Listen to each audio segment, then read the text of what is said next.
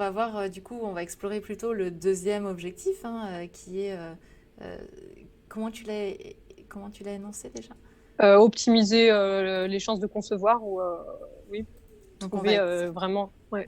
on va explorer l'optimisation des chances de concevoir, mais ça n'empêche pas que ça va permettre de nourrir le dernier objectif qui est aussi de mieux se connaître. Alors, quelle idée de s'observer pour améliorer les chances de concevoir? En fait, la femme c'est ce qu'ont découvert les docteurs Billings dans les années 60.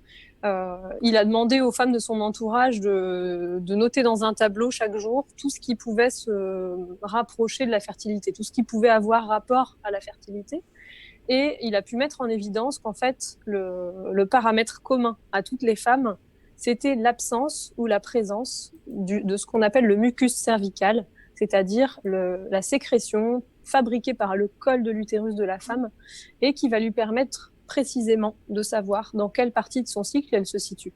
Et grâce à cette connaissance, elle peut définir les phases infertiles et la phase fertile de son cycle.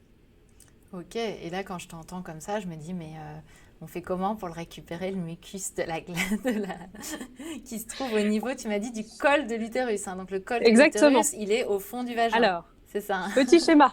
Voilà, Voilà. merci. Petit schéma qui va nous rappeler nos cours d'SVT. Donc ça, c'est un schéma que j'utilise au cabinet avec les couples que je reçois et donc qui nous rappelle que donc la femme a deux ovaires qui contiennent tout le patrimoine folliculaire, c'est-à-dire qu'à la puberté, elle a tous les ovules présents dans ses ovaires. Et il y en a environ 400 000. Ces ovules, ils sont dans une enveloppe de protection qu'on appelle le follicule. Et on a de chaque côté les trompes, qui sont des petits canaux qui permettent de capter l'ovule au moment de l'ovulation, et l'utérus qui se situe dans la partie centrale, qui est toujours montré avec une cavité. D'ailleurs, on l'appelle la cavité utérine, mais en réalité, les parois sont posées les unes aux autres. Il n'y a pas de cavité. Il n'y a pas de trou, tu veux Voilà. dire? Il n'y a pas de trou, ouais, c'est ça. C'est une cavité plutôt... Enfin, c'est dans son nom, c'est la cavité, mais dans la réalité, les parois sont posées. À la base de l'utérus, on trouve la partie la plus étroite qui s'appelle le col de l'utérus, ce même col dont je viens de parler, qui est l'endroit de fabrication du mucus cervical.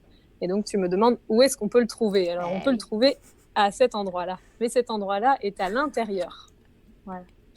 Et par la gravité, quand ce mucus cervical, au moment de la fertilité du cycle, va s'écouler, il va arriver au niveau de la vulve et la femme va pouvoir le percevoir et le voir lorsqu'elle s'essuie ou qu'elle se lave. Voilà. Donc il y a à la fois la perception, la sensation provoquée par la présence de glaire cervicale et en même temps l'observation visuelle. Est-ce que je dis une erreur si je parle des pertes blanches? Alors effectivement, quand on est adolescente, on observe des choses, on voit que ses sous-vêtements sont un peu salis et on se dit tiens, qu'est-ce qui se passe? Et un jour, on entend parler de pertes blanches et on se dit bah voilà, ce sont des pertes blanches. Et effectivement, ces pertes blanches sont des pertes de mucus cervical, de glaire cervicale, que la femme va pouvoir apprendre à connaître. Mais j'ai des patientes qui ont 30 ans, 40 ans et qui n'ont pas fait le lien entre ces sécrétions et la fertilité de ces sécrétions. Ben, on nous en a jamais parlé. Exactement. Comment faire le lien? C'est très difficile de faire le lien. Et parfois, j'ai des consultations où j'en ai eu une notamment qui m'a marqué, une de mes patientes qui est venue parce qu'ils essayaient de concevoir depuis un an. Et je lui demande comment se passent ses cycles. Donc, elle me parle de ses règles assez facilement. Et puis, je lui dis, est-ce que entre vos règles, vous observez des sécrétions, des pertes? Elle me dit, ah bah oui, j'observe des pertes parfois. Et je vois sur son visage que ça évoque pour elle quelque chose de désagréable. Un peu dégueu, quoi.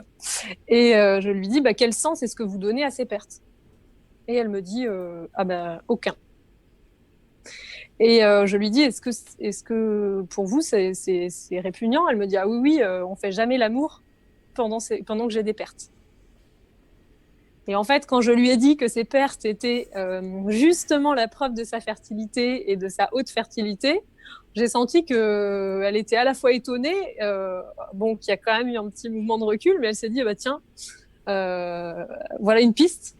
Ça fait un an qu'on essaye, et puis 15 jours après, elle m'a envoyé un message en me disant, le test est positif. Voilà, donc c'était une belle histoire parfois c'est aussi rapide que ça, parce que c'est la compréhension qui est pas bonne, parce que jamais, comme tu le dis, dans notre histoire de jeunes filles et de femmes, on nous a appris ça. Jamais. Ah bah non, clairement. Enfin, mais c'est complètement dingue parce que c'est tellement une base finalement. On sait quasiment tout ce qui nous arrive dans notre corps, on sait à quoi c'est dû en tout cas. Et ça, c'est un truc qui arrive tous les mois et dont on parle jamais. Et bah c'est cool, Exactement, on est ouais. là pour en parler Ouais. du coup. Donc cette femme a compris que cette glaire cervicale qu'elle observait donc dans sa culotte ou en allant aux toilettes était le signe de sa fertilité. Ce qui lui a fait dire que c'était peut-être Exactement. le moment de se mettre au travail, c'est ça? C'est ça. Et que le travail a porté son fruit, puisque ça a été immédiat pour elle.